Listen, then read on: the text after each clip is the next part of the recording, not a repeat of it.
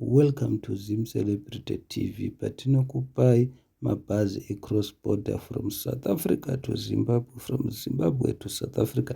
Iri rinonzi Tamuka Bus Coaches. Mabhazi aya akawanda akasiyana-siyana, mabhazi manyama. Kana muchivada munovabata paTikTok kana kuti paFacebook.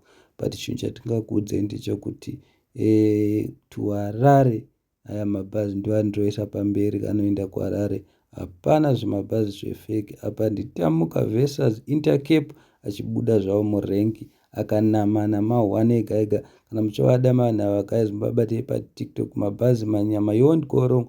Munongoziva mega anenge achibva kunana Cape Town. Saka Cape Town hapasi pano guys. Cape Town pane mufambo, panoda mabhazi chaiwo chaiwo, kwete kuti wotitsvagira zvimazvotongo zvemabhazi wopinda wodzokorora futi wabva wapata mazitrailer mazimukwende, zvimazvotongo zvokuti aina unoona kachidhonza zimukwende retrailer. Asi vana Tamuka mabhazi manyama achidhonza matrailer ane limiti. Muri kukaona katrailer kaTamuka.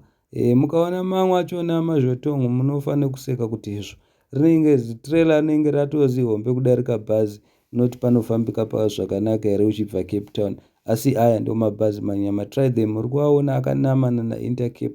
Intercape ayawo ndeemuSouth Africa local wise. Thank you so much. Don't forget to subscribe.